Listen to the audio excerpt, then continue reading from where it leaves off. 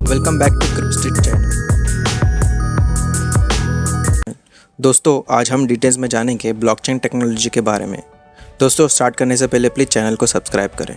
आज मैं एक्सप्लेन करूंगा ब्लॉकचेन टेक्नोलॉजी का उपयोग क्रिप्टो करेंसी में कैसे होता है और ब्लॉकचेन टेक्नोलॉजी का फ्यूचर में किस तरह उपयोग होने वाला है।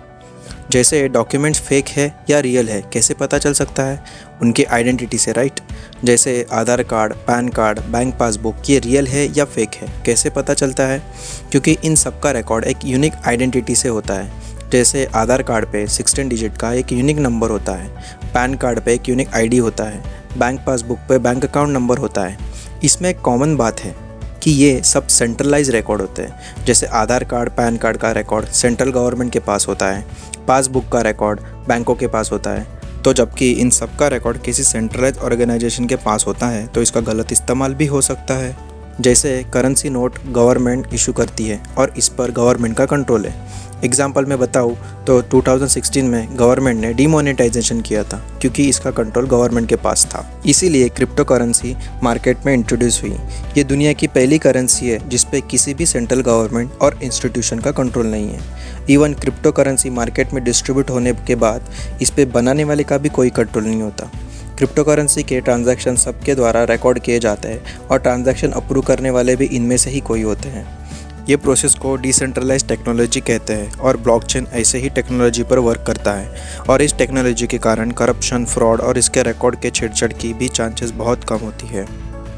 दोस्तों, एग्जाम्पल में बताऊँ तो जैसे एक कंपनी की लेजर बुक है, उस बुक में हर एक न्यू पेज पे प्रीवियस पेज की एक समरी होती है। अगर आप प्रीवियस पेज पे कोई भी चेंजेस करते हो तो आपको नए पेजेस की भी समरी चेंज करनी पड़ेगी। तो ये प्रोसेस में सब पेजेस इंटरलिंक है, इसकी चेन बनी हुई है और इसमें पेजेस एक ब्लॉक की तरह काम करता है, इसीलिए इसी को ब्लॉकचेन बोलते हैं। दोस्तों, ब्लॉकचेन टेक्नोलॉजी 5 स्टेजेस पे वर्क करता है: creation, verification and record updation. First stage है क्रिएशन। क्रिएशन में पीयर टू पीयर नेटवर्क और इसे P2P नेटवर्क भी बोलते हैं। ये टेक्नोलॉजी में बहुत सारे कंप्यूटर्स इंटरनेट के ज़रिए एक दूसरे से जुड़े हुए होते हैं। इसमें सर्वर की आवश्यकता नहीं होती। इस टेक्नोलॉजी में बिना सर्वर के मल्टीपल कंप्यूटर पे डेटा शेयर किया जा सकता है। तो ये टेक्नोलॉजी में हर एक कंप्यूटर सर्वर होता है और सर्वर के साथ साथ क्लाइंट भी बन सकता है। दूसरा स्टेज है क्रिप्टोग्राफी। क्रिप्टोग्राफी से सिक्योर कम्युनिकेशन करते हैं, इसे आप कोडिंग लैंग्वेज भी बोल सकते हैं। और ब्लॉकचेन टेक्नोलॉजी में क्रिप्टोग्राफी इंपॉर्टेंट चीज़ है बिकॉज इस क्रिप्टोग्राफी से ट्रांजैक्शन वेरीफाई और ऑथराइज करना आसान होता है। सोचो दोस्तों, ये नेटवर्क ओपन सोर्स है तो ये नेटवर्क में हैकर्स भी घुस सकते हैं। इसीलिए क्रिप्टो करेंसी का ट्रांजैक्शन होता है तो एक से ज़्यादा लोगों का वेरिफिकेशन और अप्रूवल की ज़रूरत होती है। इसी वजह से फ्रॉड और छेड़छाड़ होने की संभावना बहुत कम होती है। तीसरा स्टेज है कॉन्सेंसस मैकेनिज्म। दोस्तों, ब्लॉकचेन नेटवर्क में जैसे जैसे ट्रांजैक्शन होते हैं वैसे वैसे नए ब्लॉक्स ऐड होते रहते हैं और ये चेन बढ़ती जाती है। ये ब्लॉक्स हम जैसे ही लोग वैलिडेट करते हैं। इसको वैलिडेट करने के लिए ट्रांजैक्शन करने वाले की पहचान या वो कितना ट्रस्टवर्दी है इसकी ज़रूरत नहीं होती। इसकी एक मैथमेटिकल वे से वैलिडिटी एग्रीमेंट बनता है और अगर इसमें से कोई भी स्कैम करने का ट्राई करे तो वो कर नहीं पाएगा बिकॉज ट्रांजैक्शन वैलिडेट करने के लिए एक ही पर्सन अवेलेबल नहीं होता, पूरा एक ग्रुप होता है जो ट्रांजैक्शन को वैलिडेट और अप्रूव करता है। यहाँ पर बहुत सारे टाइप के कॉन्सेंसस मैकेनिज्म हैं, जैसे प्रूफ ऑफ वर्क। बिटकॉइन में प्रूफ ऑफ वर्क मैकेनिज्म का यूज़ होता है। प्रूफ ऑफ वर्क में जब करेंसी ट्रांजैक्शन वैलिडेट करना होता है तब वो मैथमेटिकल प्रॉब्लम को नेटवर्क कंप्यूटर के ज़रिए सॉल्व करना पड़ता है और इसमें बहुत सारी एनर्जी यूज़ होती है। और जो कंप्यूटर ये प्रॉब्लम्स सॉल्व करते हैं वो कंप्यूटर्स नेटवर्क में प्रूफ डिस्प्ले करते हैं और उसको प्रूफ ऑफ वर्क बोलते हैं। ऐसे ही बहुत सारे मैकेनिज़म्स हैं जिस पे अलग अलग क्रिप्टो करेंसीज वर्क करते हैं और वो ज़्यादा एनर्जी भी यूज़ नहीं करते।